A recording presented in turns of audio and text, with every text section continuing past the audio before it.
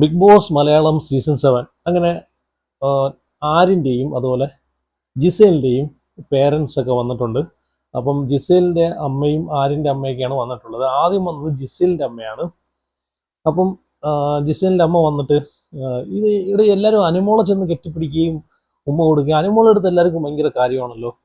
അപ്പം ഞാൻ ആദ്യം വിചാരിച്ചിരുന്നത് ഈ ഒരു വിഷയവുമായിട്ട് ബന്ധപ്പെട്ട് എല്ലാവർക്കും അനുമോളെടുത്തായിരിക്കും ദേഷ്യം എന്നാണ് എനിക്ക് തോന്നിയത്. പക്ഷേ ഇവിടെ എല്ലാ ആൾക്കാരും വരുമ്പോഴത്തേക്ക് അനുമോളെടുത്താണ് ആദ്യം ഓടിച്ചെന്ന് കെട്ടിപ്പിടിക്കുകയും ഉമ്മ കൊടുക്കുകയൊക്കെ ചെയ്യുന്നത്.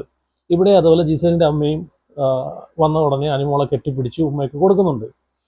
അപ്പോൾ ഇവിടെ ജിസേലിൻ്റെ അമ്മ വന്നപ്പോഴത്തേക്ക് ആരും ചെന്ന് കാലി തൊടുന്നതും എല്ലാം കാണുന്നുണ്ട്. പക്ഷേ അവരെ ആരിനെ മൈൻഡ് ചെയ്തില്ല.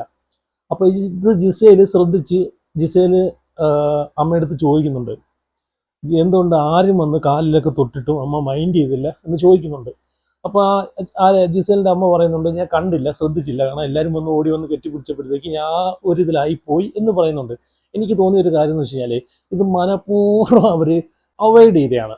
കാരണം നമ്മളിപ്പം ഈ ജിസേലിൻ്റെയും ജിസേലിൻ്റെയും ആരിൻ്റെ കേസുണ്ടല്ലോ, മറ്റേ പുതപ്പിനിടയിലെ ആ ഒരു വിഷയം ഭയങ്കരമായിട്ട് ചർച്ചയായ ഒരു വിഷയമാണ്. ആ ഒരു വിഷയം കഴിഞ്ഞിട്ട് അനുമോളെ എല്ലാവരും കുറ്റപ്പെടുത്തിയിരുന്നല്ലോ.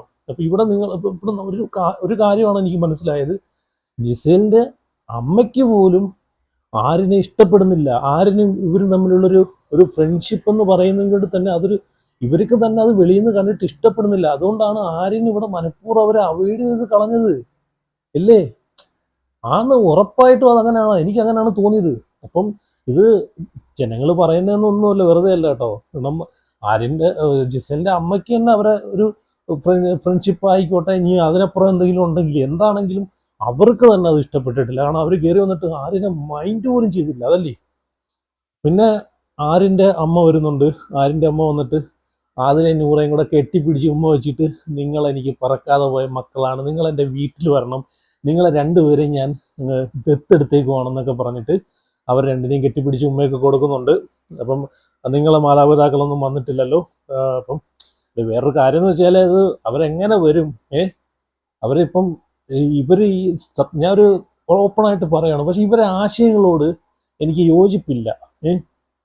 ഒരാണും എന്ന് വെച്ച് കഴിഞ്ഞാൽ ഒരു നിയമം അനുസരിച്ച്, ഈ പ്രകൃതിക്കൊരു നിയമം ഉണ്ടല്ലോ. ആ പ്രകൃതിയുടെ നിയമത്തിനനുസരിച്ച് നമ്മൾ ജീവിക്കുക. ഒരു പെണ്ണും എങ്ങനെയാണ് കല്യാണം കഴിച്ച് ജീവിക്കുന്നത്? അവർക്ക് മുമ്പോട്ട് നല്ലൊരു ലൈഫ് കാണുമോ? ഒരു ദാമ്പത്യം ഉണ്ടാവുമോ? ഇല്ല. ഒരാണും എങ്ങനെയാണ് കല്യാണം കഴിച്ച് ജീവിക്കുന്നത്? ചിന്തിച്ചാൽ മതി. സപ്പോർട്ട് ചെയ്യുന്ന ആൾക്കാർ കാണുമായിരിക്കും, പക്ഷെ എനിക്ക് അതിനോട് യോജിപ്പില്ല, ഉള്ള കാര്യം പറയുകയാണല്ലോ.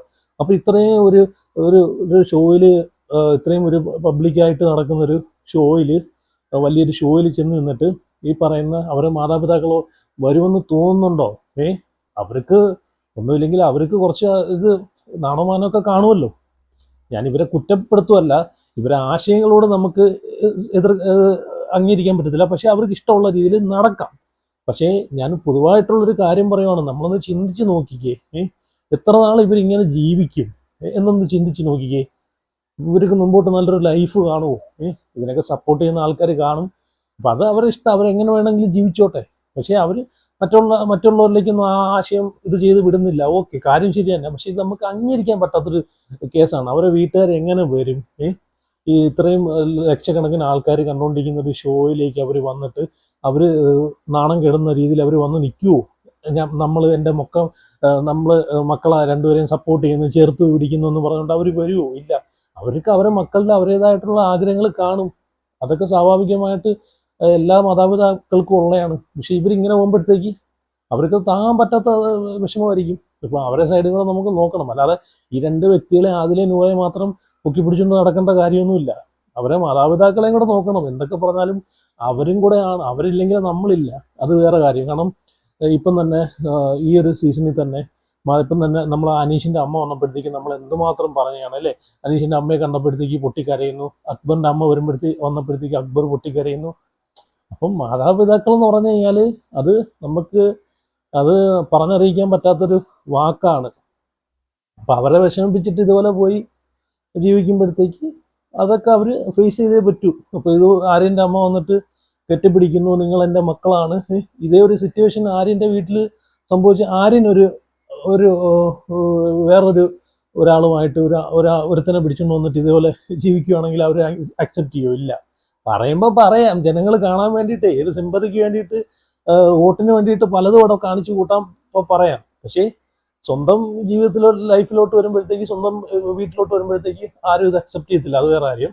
അപ്പോൾ എന്തായാലും ആരിൻ്റെ അമ്മ ഇതുപോലെ കെട്ടിപ്പിടിച്ച് ഉമ്മ വെച്ചിട്ട്, നിങ്ങൾ ഇതൊക്കെ കഴിഞ്ഞിട്ട് നിങ്ങൾ രണ്ടുപേരും എൻ്റെ വീട്ടിലേക്ക് വരണം, നിങ്ങൾ രണ്ടുപേരും എൻ്റെ മക്കളാന്നൊക്കെ പറയുന്നുണ്ട്. പിന്നെ ഇന്നത്തെ മോർണിംഗ് ടാസ്കിൽ ബിഗ് ബോസ് കൊടുത്തിട്ടുള്ള ടാസ്ക് എന്താണെന്ന് വെച്ച് കഴിഞ്ഞാൽ, ഈ വീട്ടിൽ ഒരാളെ നിങ്ങളെ റോൾ മോഡലാക്കി എടുക്കുക. അതുപോലെ റോൾ മോഡൽ ആക്കണ്ട എന്ന് നിങ്ങൾ വിചാരിക്കുന്ന ഒരാളെ പറ്റി പറയുക എന്ന് പറയുന്നുണ്ട്. അപ്പം അതിനകത്ത് നെവിൻ ഉണ്ടല്ലോ, നെവിൻ എല്ലാവരെയും ഞെട്ടിച്ചുകൊണ്ട് റോൾ മോഡലാക്കാൻ എനിക്കിഷ്ടം, ഞാൻ ആഗ്രഹിക്കുന്നത് ഷാനവാസിനെ എന്ന് പറഞ്ഞിരിക്കുവാണ്. ഇവിടെ എനിക്ക് മനസ്സിലൊരു കാര്യം എന്ന് വെച്ച് കഴിഞ്ഞാൽ, ഷാനവാസ് എന്നൊരു ഗെയിമറെ മാനിപ്പുലേറ്റ് ചെയ്ത്, അവിടെ ഓരോ ആൾക്കാരെയും മാനിപ്പുലേറ്റ് ചെയ്ത് ഗെയിം ഉണ്ടല്ലോ കളിക്കാൻ പറ്റുന്ന ഒരു ബ്രില്യൻ്റ് ഗെയിമറാണ് ഷാനവാസ് എന്ന് എനിക്ക് മനസ്സിലായി. കാരണം രാവിലെ നെവിനെ പിടിച്ചിരുത്തിയിട്ട് കുറേ കാര്യങ്ങൾ അങ്ങോട്ട് ഓതിക്കൊടുക്കുന്നു. എന്ന് വെച്ച് കഴിഞ്ഞാൽ ഷാനവാസും നെവിനും തമ്മിലുള്ള വിഷയം, അത് ഇത്രയും വിഷയമാക്കിയത് ഞാനല്ല, മറ്റുള്ള ഈ ഹൗസിലെ മറ്റുള്ള കണ്ടസ്റ്റൻസ് ആണെന്ന് പറഞ്ഞിട്ട് അവരാണത് മിസ്യൂസ് ചെയ്തതെന്ന് പറഞ്ഞിട്ട് ഷാനവാസ് നെവിൻ്റെ അടുത്ത് പറയുന്നുണ്ട്. നെവിൻ അത് കുടിച്ച വെള്ളത്തിൽ അതങ്ങ് വിശ്വസിച്ചു. അപ്പോൾ അതാണ് ഞാൻ പറഞ്ഞത്, ഷാനവാസിൻ്റെ ഒരു ബ്രില്യൻസ് നോക്കിക്കോണം. അതൊരു ഗെയിമർക്ക് വേണ്ടുന്ന ഒരു കാര്യം കേട്ടോ. കാരണം ഒരാളെ ഇപ്പം ഞാനൊരു തെറ്റ് ചെയ്തെങ്കിൽ തന്നെയും ആ തെറ്റ് ഞാനല്ല ചെയ്തതെന്ന് മറ്റൊരാളെ പറഞ്ഞ് വിശ്വസിപ്പിക്കുന്ന ഒരു പരിപാടി ഉണ്ടല്ലോ, അതാണ് ഇവിടെ ഷാനവാസ് ചെയ്തത്. കാരണം അത്രയും ഇവർ തമ്മിൽ മിണ്ടിയിട്ട്, നെവിൻ ഷാനവാസിനോട് മിണ്ടിയിട്ട് കുറേ ദിവസങ്ങളായി. ഷാനവാസ് അങ്ങോട്ട് മിണ്ടാൻ പോകുന്ന സമയത്ത് പോലും നെവിൻ മിണ്ടക്കമില്ലായിരുന്നു. ഇവിടെ നെവിനെ ഉണ്ടല്ലോ അരക്കി കലക്കി കുടിച്ചെടുത്ത് കയ്യിൽ വെച്ചേക്കാണ് ഇപ്പോൾ ഷാനവാസ്. കാരണം ഇന്ന് രാവിലെ കുറച്ച് കാര്യങ്ങളൊക്കെ പറഞ്ഞു കൊടുത്ത് കഴിഞ്ഞിട്ടാണ് ഈ ഒരു ടാസ്ക് വന്നത്. അപ്പോൾ ആ ടാസ്കിൽ നെവിൻ പറയുവാണ്, ഞാനിവിടെ ഷാനവാസ്ക്കായെ പോലെ ആവാനാണ് ഇവിടെ ആഗ്രഹിക്കുന്നത്, അതുപോലെ ഒരു ഡൗൺ ബെർത്ത് ആയിട്ടുള്ള ഒരാളെ പോലെ ആവാനാണ് ഞാൻ ആഗ്രഹിക്കുന്നതെന്ന്. അപ്പം നോക്കിയാണ് ഷാനവാസിൻ്റെ ഒരു ഗെയിമർ എന്നൊരു വ്യക്തി എവിടെ കിടക്കുന്നെന്ന്. സത്യം പറഞ്ഞാൽ ആദിലേന്നൊരു ലോക്ക് പുള്ളിക്കാരൻ പൊട്ടിച്ച് വെളി വന്നു കഴിഞ്ഞാൽ അവരിലങ്ങ് ലോക്കായിപ്പോയി. വെളി വന്നു കഴിഞ്ഞാൽ നല്ലൊരു പ്ലെയറാണ് ഷാനവാസ് കേട്ടോ. കാരണം ഇന്നത്തെ ആ ഒരു മോർണിംഗ് ടാസ്ക് കണ്ടപ്പോഴത്തേക്ക് എനിക്ക് മനസ്സിലായി. കാരണം നെവിനെ അത്രയും വെറുപ്പുള്ള നെവിനെ വരെ ചാക്കിലാക്കി വെക്കാനുള്ളൊരു കഴിവ് ഷാനവാസിനുണ്ട്. അപ്പം മനസ്സിലാക്കിക്കൊണ്ട്, കാരണം കാര്യങ്ങൾ പറഞ്ഞങ്ങ് വിശ്വസിപ്പിച്ചു. ഞാനല്ല അത് പ്രശ്നമാക്കിയത്, മറ്റുള്ള ആൾക്കാരാണ്. അത് നെവിൻ അതേപോലെ എടുത്ത് വിഴുങ്ങുകയും ചെയ്തു, വിശ്വസിക്കുകയും ചെയ്തു. എന്നിട്ട് നേരെ പ്ലേറ്റ് മാറ്റി. കാരണം അത്രയും ദിവസം ഷാനവാസിനെതിരെ കുറ്റം പറഞ്ഞ് നിന്നിരുന്ന നെവിൻ ഷാനവാസിനെ സപ്പോർട്ട് ചെയ്തിരിക്കുന്നു. ആൾക്കാരൊക്കെ ഞെട്ടിത്തരിച്ചു മോർണിംഗ് ടാസ്കിൽ. അവിടെ ഷാനവാസിൻ്റെ ഒരു ബ്രില്യൻസ് ആണ് ഞാൻ കണ്ടത്. അപ്പോൾ ഒരു ഗെയിമറുടെ ഒരു ബ്രില്യൻസ് അങ്ങനെ തന്നെ വേണം കേട്ടോ, അങ്ങനെ തന്നെ വേണം. അത് നെഗറ്റീവ് അല്ല, അത് പോസിറ്റീവാണ്. അവിടെ പോകുന്ന ആൾക്കാർ, അവിടെ പോകുന്ന ഓരോ ആൾക്കാരും അവിടെ സിമ്പതിക്ക് വേണ്ടിയിട്ടോ അല്ലെങ്കിൽ നന്മമരം കളിക്കാനോ പോകുന്ന ആൾക്കാരല്ല, മനസ്സിലായോ? അവിടെ ടൈറ്റിൽ വിന്നറായിട്ട് കപ്പ് നേടി നല്ല രീതിയിൽ ഗെയിം കളിച്ച് ജനങ്ങളുമായിട്ടൊരു ഇമോഷണൽ കണക്ഷൻ ഉണ്ടാക്കിയെടുത്ത് സപ്പോർട്ട് നേടിയെടുക്കാൻ വേണ്ടിയിട്ടാണ് എല്ലാവരും ഇവിടെ പോകുന്നത്. അപ്പോൾ പലർക്കും അവരുടേതായിട്ടുള്ള ഗെയിം പ്ലാനുകൾ കാണും. അല്ലാതെ നന്മമരം കളിച്ച് നിന്നിട്ടൊന്നും അവിടെ ഒരു കാര്യമില്ല. അങ്ങനെ നിൽക്കുകയെങ്കിൽ അങ്ങനെ നിൽക്കാനേ പറ്റൂ കേട്ടോ. അപ്പോൾ എന്തായാലും ഷാനവാസിൻ്റെ ഒരു നല്ലൊരു ഗെയിമറെയാണ് ഇന്നത്തെ രാവിലെ മോർണിംഗ് ടാസ്കിനകത്ത് ഞാൻ കണ്ടത്. പുള്ളിക്കാരൻ ഇങ്ങനെ തന്നെ പോകണമെന്നുണ്ട്. ഇപ്പം എനിക്ക് തോന്നുന്നു ഫാമിലി വന്നതിൽ പിന്നെ കുറേ ആൾക്കാർ ഗെയിം ചേഞ്ച് ചെയ്തിട്ടുണ്ട്. എസ്പെഷ്യലി ഷാനവാസിൻ്റെ ഒരു ഗെയിം മാറിയിട്ടുണ്ട്, അനീഷിൻ്റെ ഗെയിം മാറിയിട്ടുണ്ട്. ഒരുപാട് ആൾക്കാരെ ബിന്നിയുടെ ഗെയിമാണ് മാറിയിട്ട്. ബിന്നി ഹസ്ബൻഡ് വന്ന് എന്തൊക്കെയോ പറഞ്ഞപ്പോഴത്തേക്ക് ബിന്നി എന്തോ ഭയങ്കര സംഭവം എന്നുള്ള രീതിയിൽ എടുത്തുകൊണ്ടാണ് ബിന്നിയുടെ പോക്ക്. അപ്പം എന്തായാലും നിങ്ങളെ അഭിപ്രായങ്ങളൊക്കെ കമൻറ്റ് ചെയ്യുക. അപ്പം